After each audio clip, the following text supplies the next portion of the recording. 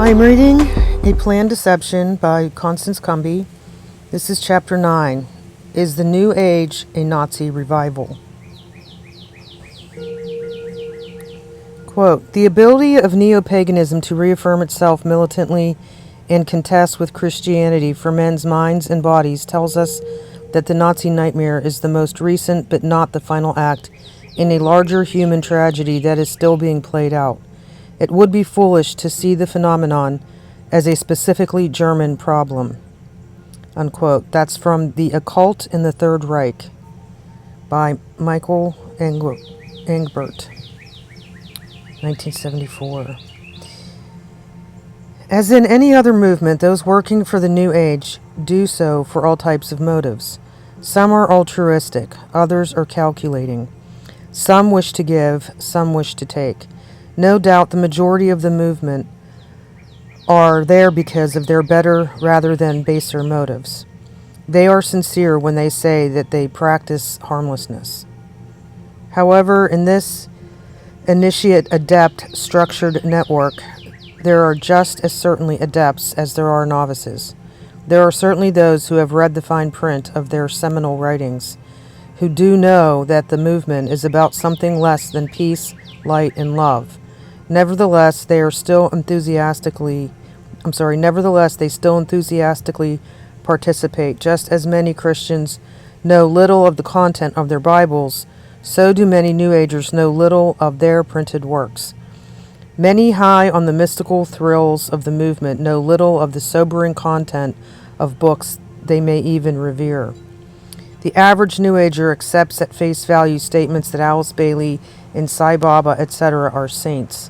Since they have been taught to disengage their analytical mind and shift to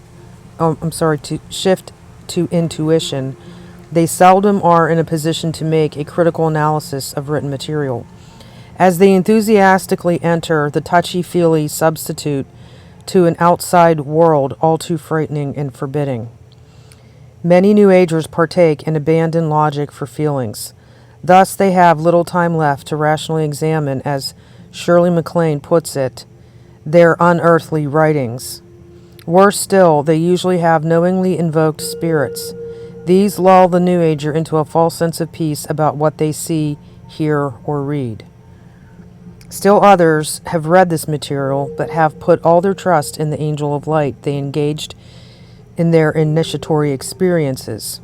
Consequently, they feel they must pursue the program, including the cleansing action, and that they must do so as a matter of religious conviction. Still others are involved, as are some of the humanist and atheist persuasion, because they believe we do need a new world order. They believe it will not succeed unless the planetary residents share a common religious outlook. Yes. The universal religion, the one world religion, is absolutely necessary to make a one world order, and they've both been growing along together simultaneously. That's what I think. The average New Ager looks at his or her materials through rose-colored glasses of an altered state of consciousness. Since trances are not conducive to reasoning, logic is seldom employed by the reader until someone or something intervenes to break the trance and enable the reader to realize the horror of what is contemplated on the printed page. And horror is set forth on those printed pages. It is a horror that even many unrepentant New Agers have admitted is real. Since the publication of The Hidden Dangers of the Rainbow, even David Spangler and Peter Le Major have admitted the risks. Peter Le Major, New Age author of the Armageddon script, spoke of the theosophical Lucis Trust Mafia in his Beyond All Belief. In the chapter entitled 6 Impossible Things Before Breakfast, he called Adolf Hitler the Theosophist's most notorious proxy disciple. Quote, yet there are dangers in all this. What the human psyche can achieve when it is not restricted to the absolutist beliefs laid down by conventional rationality. For it was precisely this technique that was also used by the Theosophist's most notorious proxy disciple, the dictator Adolf Hitler. Unquote. Though Lemessurier appeared to have insight, his conclusions were faulty.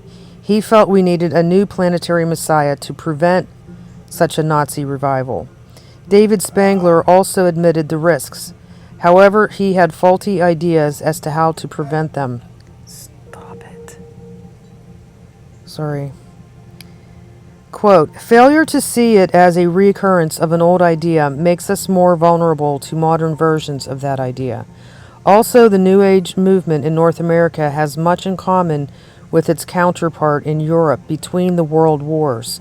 The ecological spirit and desire for transcendence expressed at that time in Germany became corrupted and channeled into the Nazi movement, which had many roots in occultism.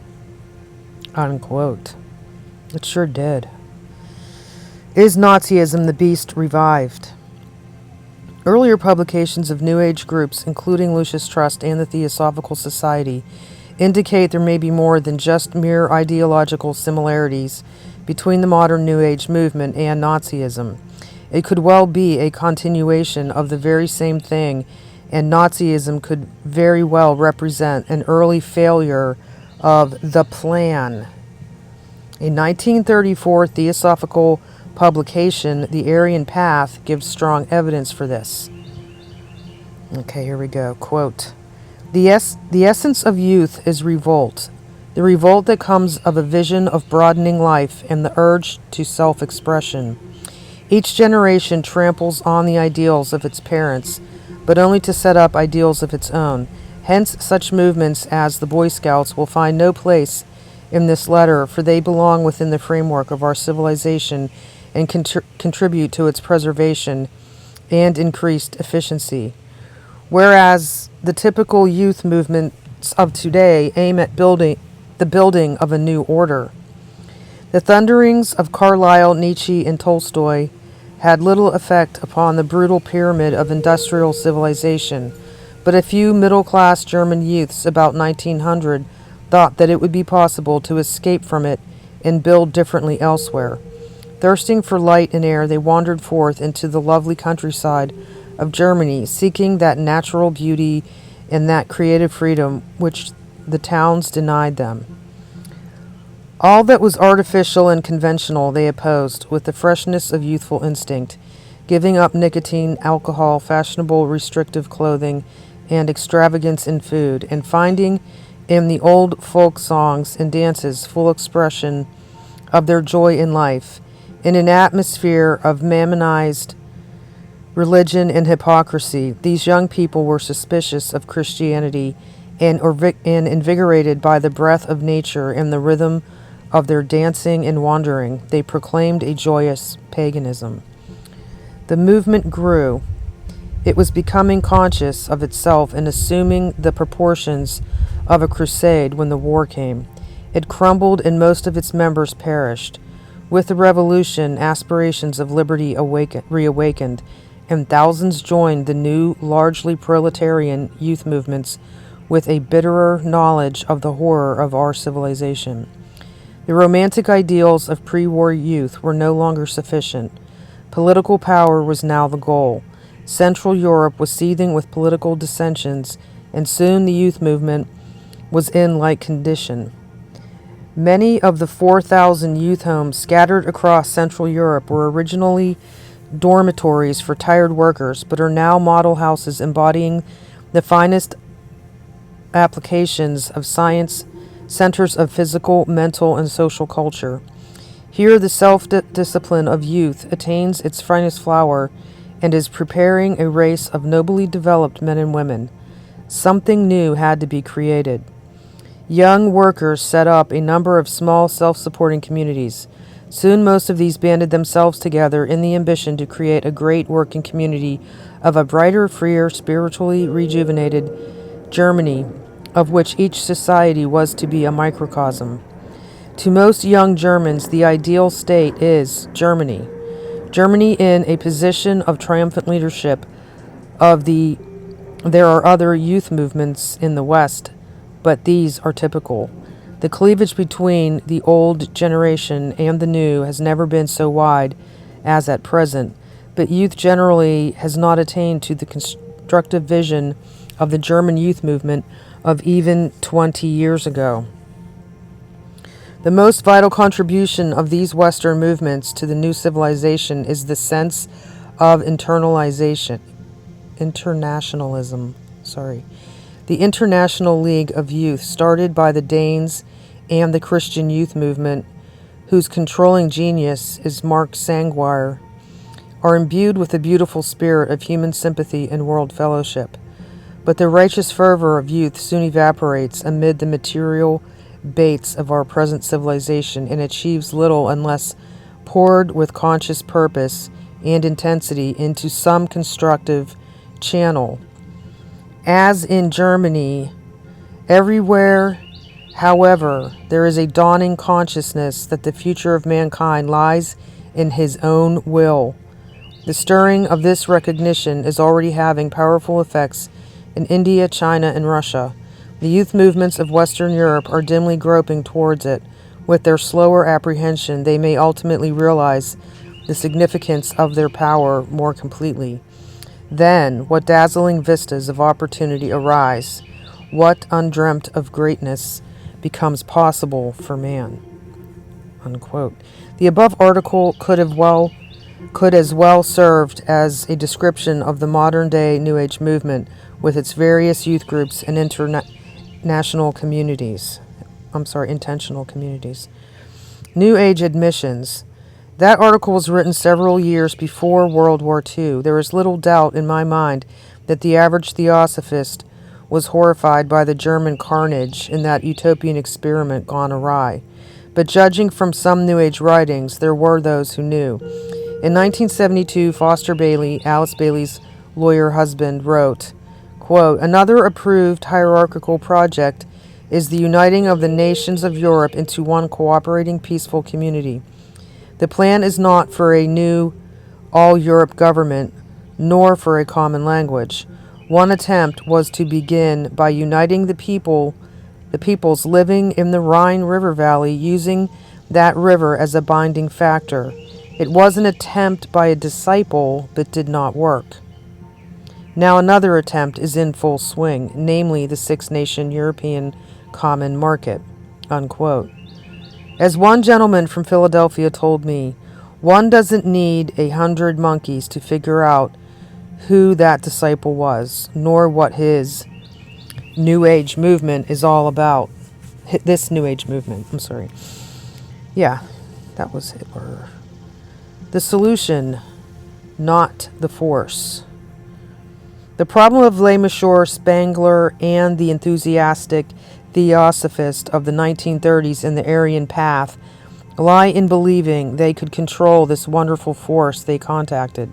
Still, other New Agers know they can't manipulate that force, but believe they can trust it to properly guide them. What they fail to recognize is that they will not manipulate it. It is manipulating them. Further, it is not benevolent. Just as Nazism went awry and became a potential embarrassment, so did Jonestown go awry and become an embarrassment. And so will Maitreya's regime go awry and become a fatal embarrassment. Although many blamed both on religious fundamentalism, many in New Age leadership knew instead they were occult utopian experiments turned sour. The real mistake Spengler and the others are making is thinking that they can study their mistakes to avoid repeating them.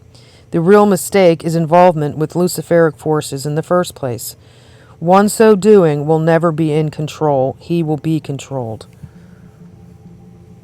And that is the end of chapter 9. Thank you for listening or watching. Here's the chapter notes, and I will leave a link to the this PDF book in the comments. And the next one is chapter 10, The Protocols of Zion. Dun dun dun.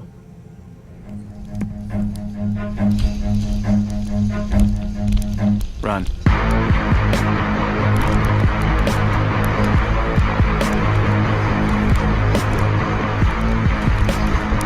just one name that can keep you out of hell, and it's the name of Jesus. Name of Jesus.